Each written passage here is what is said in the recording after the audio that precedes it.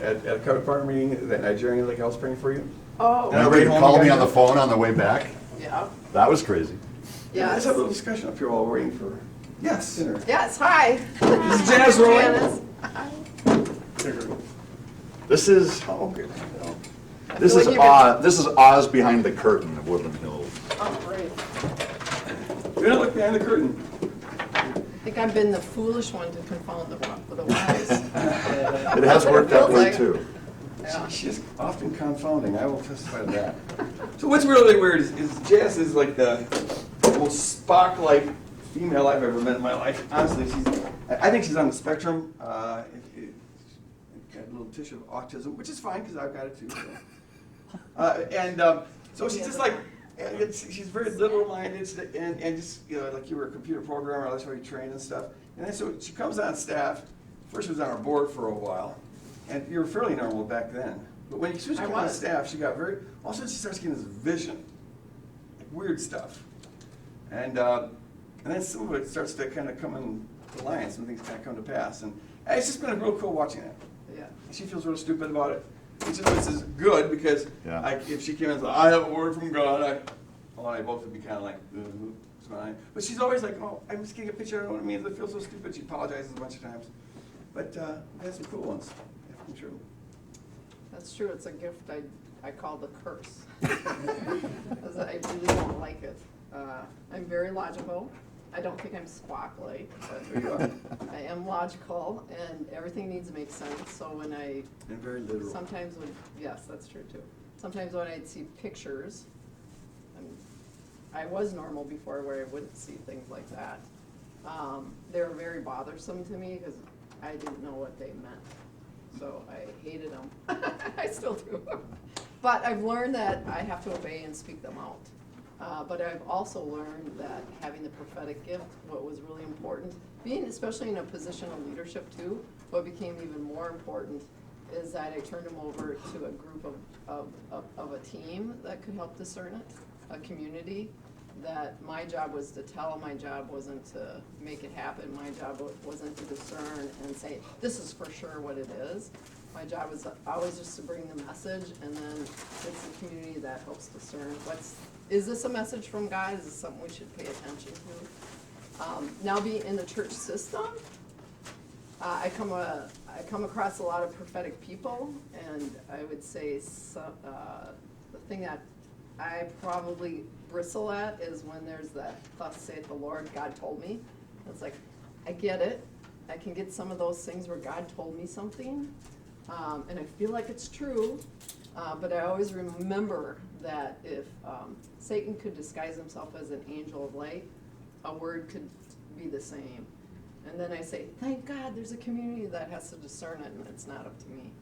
But my job is always just to speak it out. But it was a hard gift to get used to. Still not quite used to it. Yeah. Do you guys have questions you'd like to ask her? We can take a few minutes just to. You can ask her anything you want to, as personal as you want. She's agreed to give full disclosure on everything.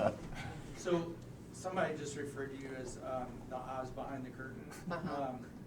So the prophetic thing, the word picture thing's one thing, but is there an administrative sense where you're like running the show a little bit? A lot. Okay, I'm sorry. The I didn't correct answer know. to that Oh. is I didn't know. right. Jess doesn't run anything. So She's just I've been fancy. meeting with these guys, and I'll just tell you what happens. I get in the room, they always start debating about theology, and what books they read, and what's right, what's not right, whatever. I let them go on for a little bit, and then we say, guys, we gotta do something, we gotta do something about it. So I've heard enough of the theology, I feel like I got educated through it. But part of me, and maybe that's part of the prophet, I don't know, is we gotta do something with it. Like, I just can't keep spinning and talking about these things, it just drives me crazy. So it's how do we then implement what we actually believe? And believe this or not, the first tension we had, well, maybe it wasn't. We have attention? Yes. So He would always accuse me when I came on staff saying, you're trying to make us into small groups. And I'm like, what do you mean? These are biblical principles. This is, like, if this is we're organized, right, to do something in an organizational, nonprofit way. But that doesn't mean we grab all the business rules and principles. No, we use our rules first. So that's on staff. I'm really big about we're brothers and sisters first. Secondary is this role that we play in the world and the culture that calls it nonprofit. But foremost, we apply our brother and sister rules first. And we had a little tension with that because he doesn't know how to do, like, take that integration of the systems, because he thinks in categories, because he's actually more autistic inspired. There's something to be said for efficiency. He's pro-efficiency, like I'm not. We always have this tension, but I think we've you've grown to appreciate it, right? Because when you come in efficient systems where it's all about the business, Yeah. you say, wait a second, we gotta be relational. Sure, He's sure. like telling other people that. And I just say, oh my gosh, there is a God. But yeah, Have you ever had to resist the temptation to, I don't know, put more effort or money or whatever is capital behind sojourners?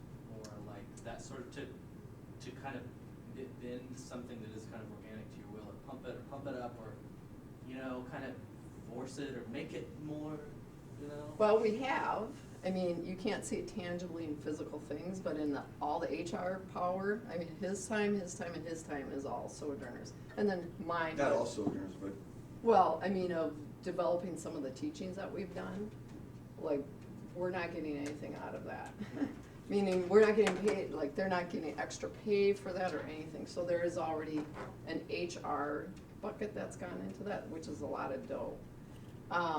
Now, there's a philosophy, correct me if I'm wrong, Kevin, but in Sojourners too, and I'm part of one of the house church systems, once you start introducing money, freeing up people's times, all that kind of stuff, it starts getting interesting. Because ownership doesn't feel owned by the whole house church system, so you just gotta be careful of how much you do in that.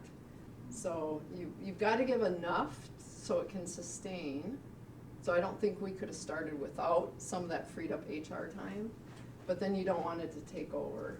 And even just having to have to resource for themselves, it creates a lot of ownership, which is a good thing. Just being in the. I have to get a phone call. That's okay. Sorry. Just being in the service, like the organization of Woodland Hills, I always look at it this way, is we're missionaries in America, and the storefront we happen to use to get people to come to church is designed like Woodland Hills. And hopefully the goal here always is that they can take what they have and now be missional out there. And the system that we found to help break that ground is the house church system, because it's really tough to undo. Some of our stuff, there's so much integration of individualism, I don't know if you've gone through the isms, the cultural isms, that we integrate in how we do church so much, that it makes it really hard. And for people to feel like a body. When you do mega church, it's really hard to feel like a body. And house church systems seem to do that. We went through small groups. I don't know if you went through some of the history of small groups. That's really tough because there's a selling point you're doing. You're saying, come to small groups because that you can build community and keep them open. But what happens most of the time? They don't stay open. They're kind of like cliques in high school after a bit, with Jesus in the center sometimes. And it's like, how can we come against that and not do that? So we actually get a lot of flack for not having small groups here. Lots of flack. And then we introduce house church systems, like, that seems crazy. But it's not really, if you really study what Scripture about and what we should be freeing ourselves up to do. But trying to meet them where they're at, of the storefront, and this is how you draw people where they're at. This is what we've been taught for years. But then how can we help them be a little different and get flack along the way? But not lose them if we can, but sometimes you lose people. Jesus did. He said some sharp things that he didn't gain everyone. So did that answer your question I think a so. little bit? Okay. It just seems like it's special to have to use your words, mega church, and Yes. yet also have this house church network. Yes. And not like maybe have one dominate, one somehow dominates, really kind of serves the other's agenda, or, you know, Yes. that's kind of a special feat. Yes, yep. We went through an Yes. interesting moment with that when we came through the Anabaptist theological transition, 2003 to 6, 7. And then we started asking the question, so what does this mean for our ecclesiology? Like, what does this do to church, right? And we had a team back then, we don't have it now quite divided this way, but we had it was called the Body Life team. And it was basically the team of pastors responsible for small group life, for discipleship. We had care in there, like kind of caring for the body and discipleship. And it was a group of 5 of us, 6 of us. And we went into this series of conversations that lasted, what, at least a year, maybe 2? It was a while. And it's like, what do we do? We're a mega church, and our ecclesiology has gone Anabaptist, and this makes no sense. And like, we agreed. We call it the dream church conversations. We feel like we have to say, what would we do if we could go back and start it, like dream there, not like pretend this isn't here, because that's what we have to do, because God might say this is not what I want happening. And we got to the point of really like having, I remember that one day, this conversation, do we have to sell the building, divest ourselves of the worship service, and just go association of house churches? And that was a serious question. One of our pastors was saying that's what we need to do. Long story short, there's 5 really passionate people that came out of this thing going, it seems that as we've talked and prayed through this, we're being called to press ahead with what today is now Sojourners, this house church model, MDC, Missional Discipleship Community, but God is using this thing to draw people. This is a fishing pond that we can actually connect with people and start this process. So we're being called to do a both and that doesn't seem super integrative. It'll always be this your balance question, and that's where we've lived in ever since. Like in my house church system, I try to say with my core, I try to integrate like on a Wednesday together night that we have here in the church. I ask, can we core that night? So we'll go and eat with others. So we're discussing and talking. They'll ask the question, what are you doing here tonight? You going to class? Nope, we're coring. What is that? You know, it's a way to introduce, that's relationally. So trying to encourage, like, how can we still integrate, but you are doing something different, but not bashing each other too. I think we always feel in the middle of, let's not bash this thing over here. It's not a bad thing. And we feel in the middle all the time about that. It's a both and that's happening, and until the world starts changing, or church is starting to change. Because coming through front doors and just going to a weekend service, that's kind of getting old school. Live streaming, that's a whole new ballgame that's happening out there now. You don't even have to go to church, you just can watch it. Do you have to convince house church people that, like, house church people, do you have to convince them to not, you know, look upon Woodland Hills, you know, harshly, or not to be, is that, I mean, it's like not in the talk about beginning. you're in the middle of what? Yeah, not in the beginning. I would say because most of them came from Woodland Hills. It was that tension, what do I do? Now that they've been part of it, there's somewhat, I would say sometimes there's an atmosphere that can be like, well, I don't need to go to that thing anymore, or I don't need to participate in it. I don't need to volunteer, I don't need to do anything there. And that's where it's like, we gotta check our attitudes a little bit when it feels arrogant, is what it feels like when I hear that. So I would say that's more on the house church side. The other side's the same thing. Oh, they think they're so good because, you know, I don't know, they're putting several hours of their time into something. So it's navigating towards kind of how they view each other and challenging and straightening that out. How do you do that? By saying we feel called to both, and we're not here to bash each other. And No, but how do you say that to both sides? oh, because you know, Practically speaking. and here's what I noticed, especially my house church, because my house church is more on the Woodbury side. So when the Woodland Hills started, they drew a lot from Woodbury. So they've been there a long time. One thing I've noticed, some have come and gone, and what I noticed is they felt really pulled to what I always call the 1740 Van Dyke, where there's a tension. There's a tension for them that they feel called to that. And I want them to recognize that that's okay, you can feel called to that. And you're maybe called to the storefront and helping people through, but don't forget about this other thing. And freeing them up to say, this is your mission. Your mission's at 1740. Make sure you're just not sitting there. Like, treat it as the mission. We think of ourselves all missional, right? And really, we should not do things alone, right? We're set up. If we ever do church alone, we're in trouble. I don't know, scripturally, I don't even know how you could. But it's about calling, it's about helping people understand what they call to. Is it a tribe, right? Is it a location? Is it a thing? But what are people called to? And how can we help them get there and not do it alone? Don't do it alone. Don't do your calling by yourself. I think that's where Satan can isolate us, and he does. Right? Is sometimes we get so isolated in what we're doing by ourselves. That's where we get all of it. Did that answer some of your question? Like, not really. I just didn't I didn't follow 1740 Van Dyke. Oh, okay, yeah. But it's okay. That's the place. That's the address of this building. And so some people think this is Woodland Hills. Like, they think the building, like, go to church, leave. You know, the house church people have, like, no. This is a building. Church is where missional discipleship community happens. Then you have a bunch of people who, like, are kind of somewhere in between. Like, and we've got all that. People who, probably most people think church is this building that they come to. And we got this house church system that has totally been weaned off of that, but we're trying to help them see that if you're part of Woodland, you're called to care about the whole, even though your particular missional piece might be in a house church in Woodbury. How do you give deference and siblinghood to the fact that others are just coming in the front door here and going, I'm coming to church, and have had no paradigm shift yet, but they're brothers and sisters. And then others will get the paradigm shift, but their calling will be, let's say, to be a care person here in this building, caring for these folks coming in. And they're not any less Woodland Hills than that.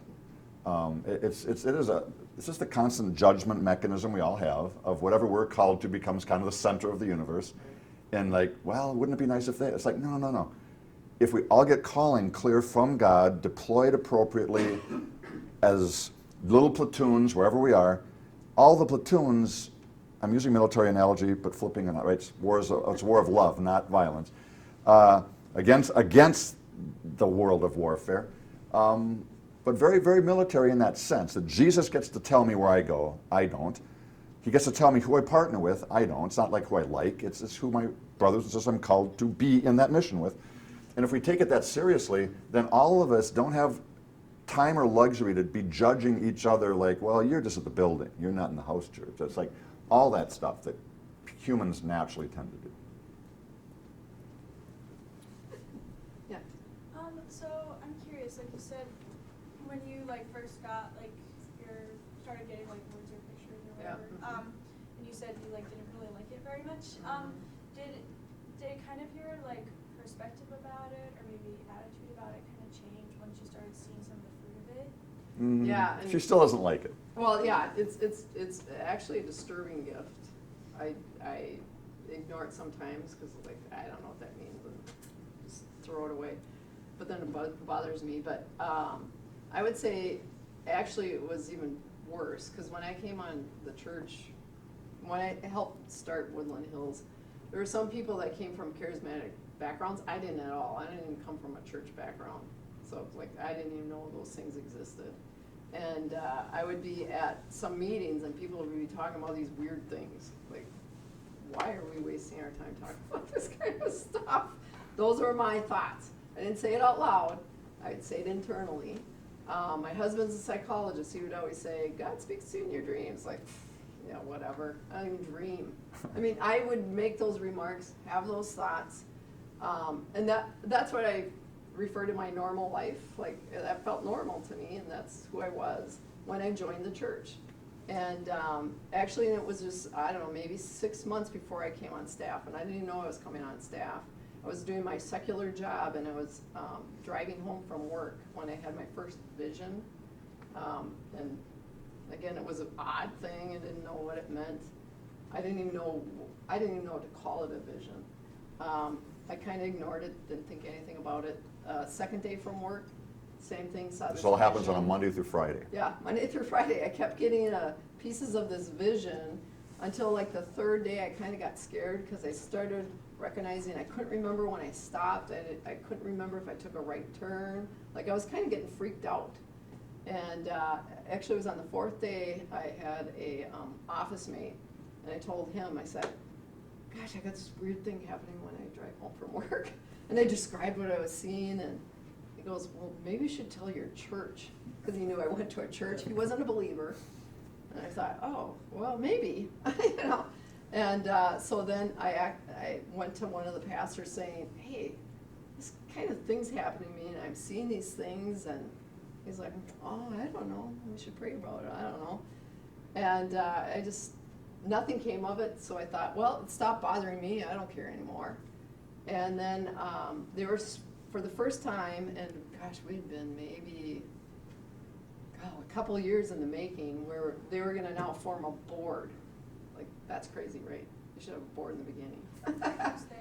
The Woodland Hills. So when they started. Greg started a church but forgot to have a board for it for about 5 years. It's true. It happened. We're a weird church. Yeah. And so we were going to form a board, and I was in that room, the token woman, and the staff was there, and I remember like feeling overwhelmed by this stupid series of pictures I felt, and I was sitting at a table, and I was so racked with it. I got up, walked around, sat down. It was like wasn't leaving me, and they were going to talk about the vision of the church, and I just finally said, I am so uncomfortable. I just got to talk out loud. Here's what I'm going to say, and I spoke it out, and it was so weird because all of a sudden all these people are reading like the picture. And part of me was like, I told you, and I told you. You had nothing when I told you. But there was some sort of synergy that was happening in the room that was like, what is going on? So I was mad in one way, because like, why didn't you say this before? But then after a while I understood, oh, there's a community discernment thing going on here. And after a while, you know, I kept getting more and more of these things in context when I got on staff.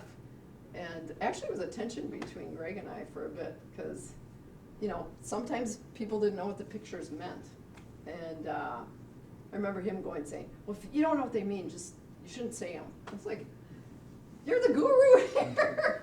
You know me, I'm not like this. But it just was a tough dance. But over time, I think I was the worst skeptic. And over time, as I saw they meant things to either people or to a group of people, it started saying, I had to accept saying, ugh, this might be one of my gifts. And, oh, okay, I guess I'll do it. But I don't want that one. I'd rather. So as someone on the other side of something this, else. so Greg and Janice were already executive and senior pastor. I had been out of town. I knew this was going to be my church when I got back. I was in Milwaukee getting the doctorate to get back here. I'm finally, Greg and I were able to do theology again, and I meet this woman, and she gets, how we met was weird. That was a word. Like some of you got my number, and you go. Well, I asked Greg, I said, this Paul Eddy, I feel like he knows things about Jung, and I needed to know Carl Jung. stuff about Jung. And I said, you know, does he know things about Jung? He goes, I don't know, you need to give him a call, so you give me his number. And So this woman, who I've heard of her, never met her, and I get this phone. This is Janice. Do you know anything about Carl Jung? Well, the last 3 months of my time in Milwaukee was studying nothing but Jung. And it's like, yeah, why? So I figured someone had told her something. It's like, it was like she just knew this thing. And then it turned out she needed to know about this for someone in her life. And that was my introduction, is like, this woman who doesn't know me knows something about me that's really weird. And Greg and I both come out of charismatic backgrounds where this stuff, like we're academics, and like we believe in it, but it usually gets abused. So we're just like, we're theoretical charismatics, always paranoid, right? And then I meet this woman, and that was the introduction, and then these pictures come forth, and when I heard these series of 5 visions, it's just like I know my Bible. She was a pretty new Christian, she didn't. It's like, this is an interesting, brilliant map of actually how to do discipleship in a church. And it ended up, these 5 visions became our way we do discipleship here. It's like, it was just so crazy. And then she gets this bridge vision that totally restructures how we think of ourselves. And she gets this vision about us being in this building through this map at this room. Long story short, we end up in this building. This was not the building we were looking at or hoping for. This time after time, I'm going, she doesn't even like this gift, which also gave me comfort, because usually people, thus saith the Lord. She's going, this probably is not God. It could be Satan, but I got to tell somebody. And so it's like, there's no pressure. It's just like, you discern it together with the pastor's group. We just do that now. And yet it's not just there. I mean, my mother-in-law, who at the time was not a Christian, we're in a hospital room. She's in the hospital. We're up to visit, and Janice and Daryl are part of our small group, so they come up, and she gets this picture. Kind of doesn't want to say it. Finally, It's a terrible picture that I had to say. says it to my mother-in-law, who's not a In the Christian, hospital. and it nails her. And within a matter of months, she becomes a Christian. It's like there is a God. It's just like, I've just seen things I cannot explain from her pictures that you have got pictures for me that have been so transformative. My clearest picture of Jesus' love now, picture, comes from the vision you gave me, that there's no way you could have known this thing about me, only God did. Where I most feel myself in this particular location on planet Earth. And she saw Jesus and me walking there, talking about theology, and he was like super interested. I'd never pictured that the thing I love most is something he's interested in. It's more like I'm trying to get to him with this, not like he's doing it with me, which sounds weird.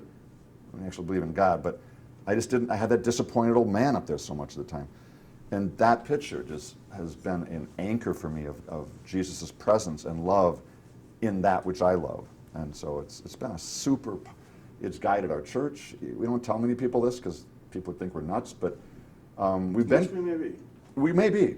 But when you see the kind of, because often what God would do for her is he'd give her a picture, but it's not the kind of picture you could know if it's from God, because it's about spiritual stuff. But then she'd get a second picture that is like empirically verifiable, and that would come with that, so that this would be evidence that it was from God. And this happened so often, we just couldn't deny it after a while. She got a bridge picture of what we're supposed to be as a bridge, but then she got this secondary picture that said, oh, I also was told that there is a bridge like this in New York. And so one of our pastors gets online and starts Googling bridges in New York and shows them to her, and she's like, no. It's like, yeah, that's the one. Turns out it's the George Washington Bridge that connects New Jersey and Manhattan. And she was getting this thing of this, we as a bridge can't be like biased to either one side or the other. Turns out it's the urban and suburban world where this building literally bridges. Like St. Paul's this side, Maplewood's that side. And our pastor, somehow finds out who in the New York Harbor Patrol or something knows about the bridge, and he goes, who owns the bridge? And the harbor goes, well, no one owns. It's not New York, it's not Manhattan or New Jersey. It's neutral territory. The Port Authority owns it. It's it was just so weird how these things totally confirmed the spiritual vision she gave us that we were called to. And that bridge piece has just been fundamental to our identity of why we landed here, what we're supposed to do here, and then a whole bunch of 24 other visions that eventually fleshed that out with very specific ways of relating, and it's unbelievable. That's what we got in this building. Yeah, absolutely. And she has this crazy picture of an arrow hitting just outside of a bullseye of a target, but it's not going into the target, it's laying on the target. Yeah, this angle. And pay attention to where the arrow's pointing, and so we didn't know what to do with that for. This is where Greg's like, that's nice, Janice. My thinking is, okay, let's talk about it, pray about it a little bit. But if it three doesn't, seconds. if it doesn't become too obvious, then let's just tuck it away and keep on marching, because it'll become clear later on. Why try to? So, anyways, it just means keep your eyes open, right? So a couple days later, you came upon a map, right? On the wall in the office That where was we were a at. couple weeks later. A couple weeks later, and do we ever figure out who brought that map in there? No, there was our missions pastor had a map of St. Paul on his wall, right? Makes sense for the missions pastor. And it had all these Concentric circles like and so she looked at it, and then she pointed to where the arrow was pointing. In her vision. Because in the vision, that's what was important, like, pay attention to where the arrow was pointing. It was right on this Here. property. Yeah, So then we decided, and we had looked at this 4 years earlier, but it was like way too expensive and dilapidated and whatever. But because of that, we went back and checked it out, and that just got the ball rolling. And then And then a miracles series started of happening. literal Yeah, miracles, yeah, just like a guy who owned, like the Kmart owned this building, and the dude is like, what do you say, like 2.5 million, or I'm not budging, kind Well, of deal? we wanted to, we were trying to convince them that to pay for half of the building, it was 4 million. But we said we'll come up with 2 million, which is more than our accountant said that, or our consultant Fundraiser. said that we could raise. But we were trying to come up with 2 million. You pay the other 2 million, because that gets you off of the next 7 years that you have to pay on this building, which will be more than 2 million. But the guy wouldn't budge at all. It absolutely wouldn't. And so we're praying, and one guy was the whole bottleneck of the whole thing. It was all his decision. And he says it's not even going to consider it. And so for a couple months we prayed, and then all of a sudden that guy disappeared. And he left. We for never some know what happened reason. to him. And he might have got killed. Maybe we ought to. Hopefully not. But then this other guy took his place, and he was a person who was around here. He was a Christian. He knew the church, loved the church, and said absolutely. 2 million, go Yeah, ahead. so yeah, It's that's like- how we got our first 2 million. Well, and then we. Then there was a also- rezoning problem. Right. That was, we had, We had to get 4 out of the 5 council members to agree to take this off of the Tax the roll. rolls. Yeah, and the 4 of the 5 on the council were new people, and the one who was was a carryover for the year before already told us he was going to vote no, because he owned a liquor store right across the street, and he thought it's going to hurt his business or won't help his business that a bunch of Christians are hanging around here. And he also just wanted the taxes. But the other 4 ended up voting in favor of us, and so we got the As it rezoning. turns out, since it's Greg's church, it has helped the liquor store it business. has. I single-handedly, Especially Thursday night. I'm his job security. Yeah. But Yeah. I would say also the other thing, and for me anyways, this, the whole prophetic thing, when I saw this map, because I was asking him I was asking the missions pastor, where is this building? And he was showing me, because I wasn't from St. Paul, and that's where I saw this white bullseye over St. Paul. And I'm like, that's where that arrow was when we were praying that I talked about. I said, I bet you $10 we'll get it. And then, this is God not honest. Whenever she says bet $10, for her that's like an infinite amount of money. That means this will happen. $10 is the this will happen. Yeah, but what was weird, and I learned my lesson through this, is even though I had that moment with him, and I'm like, I bet you $10 we're gonna get this. When we went through the process and we were coming up against obstacles, I mean, Greg was the one that actually was kind of drawing in the faith and saying, we're gonna get this. And I'm like, Greg, look at the common sense here. Like, we met with fundraisers and they were like, we need to raise $1 million in 6 months. And the fundraiser's saying, you maybe could get 300,000. So I go, Greg, come on. Like, read the tea leaves here. I mean, we're not This is gonna not a get good this. idea. And I did have a real confidence about it, and that's not like me. I'm yeah, you usually